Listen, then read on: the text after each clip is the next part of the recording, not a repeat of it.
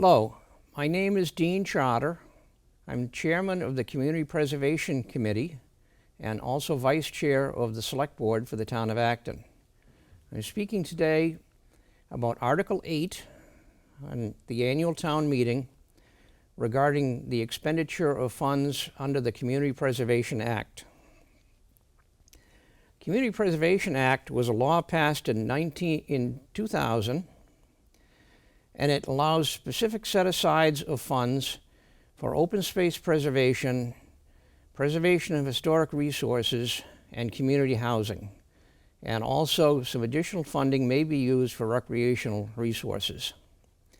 There's a surcharge on your tax bill of 1.5% for most of your tax bill. And it was adopted by the town meeting in 2002. In addition to the tax revenue that's generated locally, there is a state match which varies from year to year.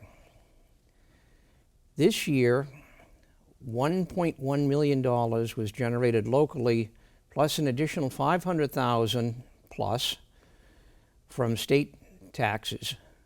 The result was that this year, the Community Preservation Committee had $1.7 million to allocate for various projects. Of that, the committee voted to recommend the expenditure of a little bit more than $1.6 million, leaving a very small balance at the end of the year.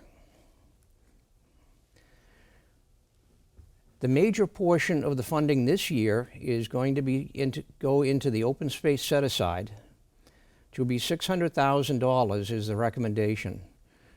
There are no specific projects this year for land acquisitions, but it will go into the set-aside. That will bring the balance in the set-aside to about $1.3 million, which will be used in future years for future acquisitions. The next acquisition that we're recommending is Phase 2 stabilization of the Asa Parlin House. Some of that funding is coming from the fund balance, and some of it is from some leftovers from previous years, specifically dedicated to historic resources. The total recommended this year is $250,000 to work on the Asa Parlin House, which is located behind Town Hall. Our next historic preservation project, item C, is for preservation of the historic site of the Shoddy Mill at 53 River Street. Funding there will be used to stabilize and establish the old mill race, and also for archaeological studies of the site prior to the demolition of the existing dam. The archaeology is required in order to get the federal permits issued through the Corps of Engineers. Our next historic preservation project is restoration of 400 gravestones at Woodlawn Cemetery. This is the Revolutionary War section, which is very close to Concord Road. Many of these stones have not received any work in many years, and they're severely covered with lichens, and they're deteriorating. This work will stabilize those stones for the future. We think it's important to get this work done now in time for the 250th anniversary of the Battle of the North Bridge, which is coming up in 2025. Our next historic preservation project is work at Ironwork Farm. There's two pieces to this. First, storm window work installation at the Jones Tavern, which is located on Main Street at Railroad Street. $19,000 for that.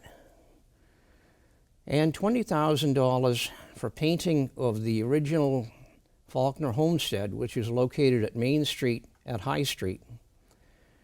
This painting project will preserve the building's exterior well into the future.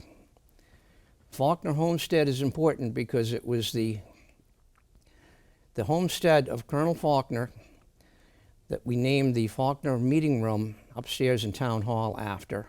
He was a Revolutionary War hero. The next project, item G, is work at Gardner Playground. This has been a very large, ongoing project. It was supported in the past by the Community Preservation Committee, by the town of Acton, and a state earmark that our legislative delegation was able to provide for us. The request this year is for $70,000. It's been scaled back from the original request, and it basically will finish that project, which is ongoing presently. This will provide some landscaping and some walkways and really finish off that project. The next recreation project is item H. It's the complete demolition and restoration of the Elm Street tennis courts. These are the only town-owned tennis courts in Acton, and they're in very bad shape with many trip hazards. They need a full restoration. When these tennis courts are redone, they will also be striped for pickleball, which is an increasingly popular sport. The next recreation project, item I, the Heath Meadow Boardwalk. This is a boardwalk that connects two pieces of the Heath Meadow Conservation Area, which can be accessed from the back of Mount Hope Cemetery or from Robbins Street. The original boardwalk is over 20 years old and is in very bad condition, having received a great deal of damage due to flooding, tree strikes. The beavers have been at work in that area and backed up the water, and many times the boardwalk will actually flood over. So $38,000 to totally rebuild that boardwalk.